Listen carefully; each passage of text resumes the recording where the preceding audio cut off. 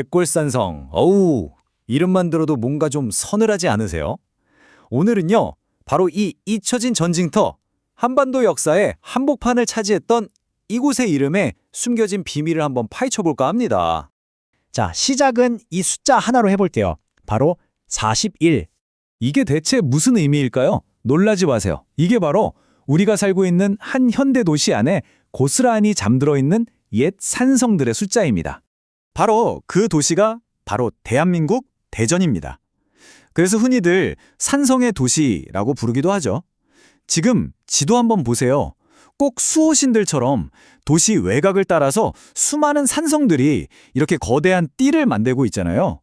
우리가 잘 몰랐던 대전의 또 다른 얼굴인 셈이죠. 네, 맞습니다. 그러니까 대전의 이 바쁜 오늘이 사실은 천년의 시간을 품은 역사 위에 세워진 거라고 볼 수 있는 거죠. 근데 말이죠, 이 수많은 유적들 중에서 유독 그 이름 때문에 발길을 딱 멈추게 만드는 곳이 하나 있어요. 좀 섬뜩한 이름이죠. 바로 오늘 이야기의 중심, 백골산성입니다. 이 이름에 쓰인 한자를 한번 뜯어보면요. 그 의미가 훨씬 더 강렬하게 와닿아요. 흰 백자에 뼈 골자, 그러니까 말 그대로 하얀 뼈들의 성이라는 뜻이에요. 아니 대체 왜 평범한 산성 하나에 이렇게까지 끔찍한 이름이 붙었을까요? 자, 지금부터 그 이유를 찾아 떠나보겠습니다. 이 미스터리를 풀려면요, 시간을 아주 멀리 저 뒤로 거슬러 올라가야 합니다. 지금으로부터 약 1500년 전 삼국이 치열하게 맞붙었던 시대로 말이죠. 자, 4세기에서 7세기까지 한반도는 고구려, 백제, 신라 이 세 나라가 모든 걸 걸고 싸우는 전쟁터였어요. 특히 6세기로 접어들면서부터는 정말 단 한 뼘의 땅이라도 더 뺏으려고 벌이는 전쟁이 거의 극한으로 치닫고 있었죠. 우리 이야기의 주인공은 바로 백제와 신라, 이 두 나라입니다. 그때 당시 지금의 대전을 포함한 이 남서부 지역은 백제의 심장 같은 곳이었고요. 동남쪽에서 힘을 키우던 신라는 어떻게든 서쪽으로 영토를 넓히려고 호시탐탐 기회를 엿보고 있었던 거죠. 실제로 남아있는 기록을 보면요, 당시 대전 지역을 신라와 백제가 밀고 밀리던 전쟁터였다 이렇게 말하고 있어요. 와, 밀고 밀리던 이 짧은 한마디에 그 시대의 숨막히는 긴장감이 그대로 느껴지지 않나요? 바로 이 치열했던 역사의 현장으로 오늘의 주인공인 백골산성을 다시 한번 불러와보죠. 모든 비밀의 열쇠는 바로 이곳에 있거든요. 자, 백골산성이 어디에 있는지 한번 보세요. 딱 봐도 여기 보통 자리가 아니구나 싶으시죠? 맞습니다. 이곳은 정말 모든 게 걸려있던 전략적으로 너무나도 중요한 곳이었어요. 산 정상을 띠처럼 둘러서 돌로 쌓은 둘레가 한 400m쯤 되는 태매식 산성이에요. 근데 진짜 중요한 건 스펙이 아니라 이 산성이 맡았던 역할입니다. 서쪽에는 백제의 핵심 기지인 계족산성이 떡 버티고 있었고, 동쪽에는 신라의 최전방 기지인 선산성이 있었어요. 그럼 백골산성은요, 바로 그 두 거대한 힘이 정면으로 꽝 하고 부딪히는 최전선, 그 중에서도 가장 앞자리였던 겁니다. 자, 이제 흩어져 있던 퍼즐 조각들이 하나로 맞춰질 시간입니다. 이 성의 이름에 얽힌 이야기는요, 다른 게 아니라 바로 뼈에 새겨진 기록이었던 거죠. 오래된 기록에 이렇게 쓰여 있습니다. 백제와 신라가 이곳에서 싸워 사람이 많이 죽었기 때문에 붙여진 이름이라 전한다. 바로 이 한 문장, 이걸로 모든 수수께끼가 풀리는 순간입니다. 결국 백골산성이라는 이름은 그냥 무서운 이야기가 아니었던 거예요. 이 땅을 차지하기 위해서 벌어졌던 그 끔찍했던 전투, 그리고 그 안에서 사라져간 수많은 사람들의 희생을 기억하는 아주 묵직한 역사 그 자체였던 거죠. 우리 맨 처음에 봤던 그 지도로 다시 돌아가 볼까요? 오늘 우리는 백골산성이라는 딱 하나의 이야기에 집중했지만, 사실 여기 보이는 41개의 산성들 모두가 대전이라는 도시가 풀고 있는 거대한 역사의 한 페이지인 거죠. 자, 이야기를 마무리하면서 여러분께 질문 하나를 던져볼까 합니다. 지금 여러분이 매일 지나다니는 동네의 평범한 언덕들, 그 산들 속에는 또 어떤 놀라운 이야기들이 우리를 기다리고 있을까요? 호기심 많고 언제나 새로운 것을 배우길 즐기는 당신, 오늘 저희의 심층 탐구에 오신 것을 정말 열렬히 환영합니다. 네, 반갑습니다. 오늘 진짜 엄청난 이야기 준비하셨다고 들었어요. 맞아요. 혹시 주말에 가벼운 마음으로 걷는 그 평범한 동네 산책로나 아름다운 호숫가 둘레길 아래에 우리가 상상도 못한 엄청난 역사가 숨쉬고 있다면 어떨 것 같으세요? 아, 글쎄요. 그냥 무심코 밟고 지나간 돌멩이 하나에도 사연이 있다는 거잖아요. 그렇죠. 그냥 평범한 흙길인 줄 알았는데 사실은 거기가 한나라의 운명이 결정된 아주 참혹한 핏빛 역사의 현장일 수도 있다는 사실 말입니다. 와, 그렇게 들으니까 일상적인 풍경 이면에 숨겨진 그 거대한 시간의 지층, 그걸 발견할 때 우리가 세상을 바라보는 해상도가 완전히 달라지거든요. 정확합니다. 그래서 오늘 우리가 집중적으로 한꺼풀 벗겨볼 주제가 바로 대전 대청호 인근에 있는 이름부터 심상치 않은 백골선과 백골산성에 얽힌 잔혹하고도 슬픈 역사입니다. 백골산이요? 하얀 뼈의 산이라는 뜻인가요? 네, 맞습니다. 오늘 이 이야기를 입체적으로 재구성하려고 저희가 자료를 진짜 산더미처럼 쌓아놓고 분석했어요. 출처가 엄청 다양하더라고요. 네, 금강일보 기사부터 시작해서 조갑제닷컴의 역사 군사 전술 분석, 국가유산 포털 자료, 위키백과 대청호 500리길 정보, 또 산림청 블로그에 올라온 아주 생생한 산행기, 그리고 대전발전연구원의 산성도시 대전 기초연구까지 싹 다 훑어봤습니다. 정말 다각도로 준비하셨네요. 자, 그럼 본격적으로 미션을 시작해볼까요? 봄내음 가득한 이 낭만적인 둘레길 한가운데 어쩌다 하얀 뼈의 산이라는 무시무시한 이름이 붙었는지, 그리고 이 작은 산봉우리가 어떻게 한반도의 운명을 가른 소용돌이가 되었는지 파헤쳐보겠습니다. 공간이 주는 시각적인 대비가 워낙 극명해서 더 기대가 됩니다. 한쪽은 잔잔한 호수인데 바로 옆은 끔찍한 전장이었다는 게 진짜 묘하잖아요. 맞아요. 이 대비를 느끼려면 먼저 지금 이 길의 풍경을 머릿속에 그려보셔야 해요. 대청호 500리길 5구간 말씀이시죠? 네, 위키백과나 여러 기록을 보면 거긴 그야말로 낭만 그 자체거든요. 갈대랑 억새가 막 은빛으로 빛나고 부드러운 흙길이 쫙 이어지고요. 신상교 지나서 홍진마을 쪽 풍경이 진짜 평화롭죠. 그러니까요. 공식 명칭조차 백골산성 낭만길이에요. 연인들이 데이트하러 엄청 가는 예쁜 길인데 그런데 그 낭만적인 호숫가를 걷다가 어느 순간 공기가 확 달라지는 기점이 온단 말이죠. 맞아요. 지도를 보면 진짜 흥미로운 마을 이름이 나오잖아요. 네, 바깥하간 마을. 산 형세가 물고기 아감이 바깥쪽 닮았다고 해서 바깥하감인데 거기를 지나서 해발 340m 백골산 초입에 딱 접어드는 순간 분위기가 돌변합니다. 산림청 블로그 기록 보셨죠? 묘사가 장난 아니던데요. 진짜 피부에 와닿더라고요. 방금 전까지 호숫가에서 따뜻한 햇살 받았는데 갑자기 거친 나무들이 빽빽하게 얽혀 있어서 대낮에도 막 캄캄해진다는 거예요. 기분 좋은 땀방울이 순식간에 서늘한 식은땀으로 바뀐다고 하죠. 네, 여기서 주목할 만한 게 이 백골산의 지형적 특성인데요. 해발 340m면 사실 현대인 감각으로는 동네 뒷산 정도로 생각하기 쉽거든요. 그렇죠.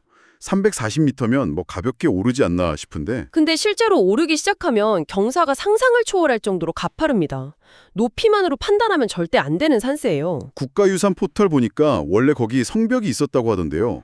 태매식 석축산성이라고 적혀 있던데 이게 정확히 어떤 형태인가요? 태밀식이라는 건 쉽게 말해서 산 꼭대기 봉우리에 머리띠를 두르거나 왕관을 씌운 모습을 상상하시면 됩니다. 산 전체를 감싸는 게 아니고요. 네, 능선이나 계곡을 넓게 감싸는 게 아니라 오직 가장 높은 정상보만 빙 둘러서 돌로 성벽을 쌓은 거죠. 기록에 따르면 여기 정상에도 둘레 400m 규모로 꽤 견고한 산성이 있었습니다. 근데 지금은 그 흔적을 찾기가 힘들다면서요? 바로 그 가파른 경사 때문입니다. 산세가 너무 험하고 비탈이 심하니까 천년 세월 동안 돌들이 다 굴러 떨어지고 무너져서 거의 터면 남은 거죠. 와, 그 가파른 비탈을 기어올라서 무거운 돌로 성을 쌓았을 과거 사람들을 생각하면 진짜 아찔하네요. 그러니까요. 근데 여기서 의문이 하나 생겨요. 왜 굳이 이렇게 험하고 가파른 꼭대기에 산성을 지어야만 했을까요? 대전발전연구원 자료 보니까 대전의 산성이 무려 41개나 있다고 나오더라고요. 놀라운 숫자죠. 흔히 대전을 철도교통요지나 과학도시로만 생각하시잖아요. 네, 개전하면 성심당이랑 엑스포 꿈돌이 생각나는데 하지만 삼국시대로 거슬러 올라가면 대전 일대는 거대한 군사 방어선 그 자체였습니다. 마치 지금의 휴전선 비무장지대처럼 긴장감이 최고조에 달했던 곳이에요. 완전히 최전방이었군요. 네, 이 사건을 더 큰 그림과 연결해 볼 필요가 있습니다. 지도를 머릿속에 펼쳐보시면 대전을 기준으로 서쪽에는 백제의 핵심 방어 거점인 계족산성이 웅장하게 버티고 있고요. 계족산성. 그럼 동쪽은요? 동쪽에는 신라의 요충지인 고리산, 즉 환산성이 자리 잡고 있습니다. 그럼 오늘 우리가 이야기하는 백골산성은 딱 그 가운데 있는 건가요? 정확합니다. 계족산성과 고리산성 사이 백제와 신라가 정면 충돌하는 1차 방어선이 백골산성이었어요. 지정학적으로 가장 예민한 곳이죠. 게다가 그 뒤로는 금강이 흐르고 있잖아요. 맞습니다.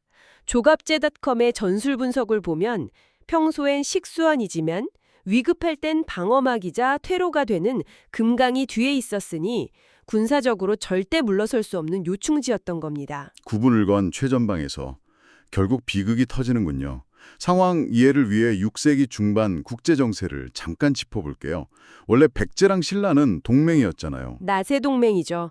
고구려를 밀어내기 위해 아주 굳건하게 손을 잡고 있었습니다. 네, 두 나라가 힘을 합쳐서 드디어 한강 유역을 되찾았단 말이에요. 거기까진 완벽한 작전이었는데 역사에서 영원한 동맹은 없다는 걸 보여주는 사건이 터지죠. 신라 진흥왕이 백제를 배신하고 한강 하류 노른자 땅을 꿀꺽 독차지해버립니다. 저희는 철저히 객관적인 관점에서 전해드리지만 백제 성왕 입장에서는 진짜 피가 거꾸로 쑤실 일이죠. 국가 간 생존 경쟁에선 실리가 우선하니까요. 분노한 백제 성왕과 태자 부여 창이 대규모 연합군을 꾸려서 신라를 치러 갑니다. 초반에는 백제가 우세했다고 하던데요. 네, 태자 부여창이 최전방에서 맹활약하면서 신라군을 거세게 밀어붙였습니다. 그런데 변수가 생기죠. 맞습니다. 핵심 지휘관인 태자 부여창이 최전방 고리산 진영에서 갑자기 알아눕게 됩니다. 여기서 정말 치명적인 선택이 나오잖아요. 성왕이 아픈 아들을 위문하려고 직접 최전방으로 가는데 호위병을 고작 50명만 데리고 갔다고요? 네, 한 나라의 왕이 50여 명만 이끌고 전쟁터 한복판을 몰래 이동한 겁니다. 아니, 상식적으로 수만 명 정예부대가 철통 방어를 해야 하는 거 아닌가요? 고대 군사학에서도 미스터리로 꼽히는 뼈아픈 실책입니다. 대규모 이동을 하면 신라군에게 발각될까 봐 최대한 은밀하게 움직이려 했던 것 같아요. 하지만 신라 정보력이 훨씬 뛰어났죠. 이미 신라는 성왕의 동선을 완벽하게 파악하고 있었습니다. 구진배루, 즉 구천이라는 곳을 지날 때 매복해 있던 신라군이 덮친 거죠. 50명대 매복군이라니 게임이 안 되네요. 신라 입장에서는 국가 상징인 백제왕을 단숨에 사로잡을 완벽한 기회를 잡은 겁니다. 그리고 여기서 진짜 소름 돋는 디테일이 등장합니다. 신라가 성왕을 사로잡고 나서 엄청난 모욕을 주잖아요. 네, 철저한 심리전을 선택했죠. 신라군은 일개 노비이자 말단 병사인 도도라는 사람을 시켜서 성왕의 목을 베게 합니다. 왕의 목을 노비가 벤다니 백제의 자존심을 완전히 짓밟은 거잖아요. 그게 끝이 아니죠. 신라군은 베어낸 성왕의 머리를 경주로 가져가서 북청이라는 관청 계단 밑에 묻어버립니다. 사람들이 매일 오르내리는 그 계단에요? 맞습니다. 관리와 백성들이 매일 적국왕의 머리를 밟고 지나가게 만든 아주 잔인한 심리전이었습니다. 와, 아버지가 노비에게 참수당하고 머리가 계단 밑에 묻혔다는 소식을 들은 태자 부여창, 정말 이성이 완전히 끊어졌겠네요. 청사령관의 이성이 붕괴되면서 전략도 다 무용지물이 됩니다. 슬픔과 분노에 찬 태자가 옥찬 관산성으로 무모하게 돌격했다가 치명적인 대패를 당하죠. 그 패배의 나비 효과가 바로 오늘 우리가 걷는 백골산으로 밀어닥친 거군요. 네, 관산성 공격 실패로 백골산 주변 본진마저 위기에 빠집니다. 이때 신라의 숨겨둔 카드가 등장해요. 고구려 전선에 있던 김무력 장군 부대 맞죠? 네, 흥미롭게도 훗날 삼국통일 주역인 김유신 장군의 할아버지입니다. 이 정일 기병대가 비밀리에 남하해서 백제군 후방을 강타합니다. 앞뒤로 완전히 샌드위치 포위를 당했네요. 백제군은 서쪽 계족산성 원군을 기다리며 백골산으로 후퇴하려 했겠지만 여기서 평소 식수원이던 금강이 거대한 장애물이 되어버립니다. 강물의 퇴로가 차단된 거죠. 아, 배수진 상황에서 포위망이 좁혀져 온 거군요. 가파른 백골산 능선과 차가운 금강 사이에서 3만 명이 넘는 백제군이 완전히 갇힌 채 신라군에게 도륙을 당합니다. 3만 명이요? 오늘날 중소도시 인구가 그 좁은 산비탈에서 몰살당했다는 건데 정말 상상조차 힘든 규모입니다. 그래서 그 참혹한 결과 때문에 산에 하얀 뼈가 산처럼 쌓였다고 해서 백골산이라는 이름이 붙은 겁니다. 게다가 주변 지명도 너무 끔찍해요. 대청호 2구간 쪽에 피골이라는 계곡이 있는데 피가 계곡물처럼 흘렀다고 해서 피골이잖아요. 33m 봉우리는 강살봉이라고 부르죠.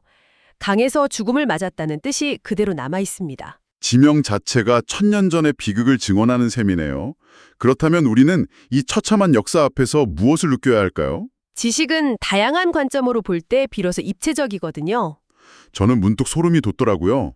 지금도 예쁜 등산복 입고 커피 마시며 낭만적인 둘레길을 걷는 사람들 발밑에 1000년 전 고향에 못 간 3만 명의 피빛 역사가 묻혀 있다는 사실이요.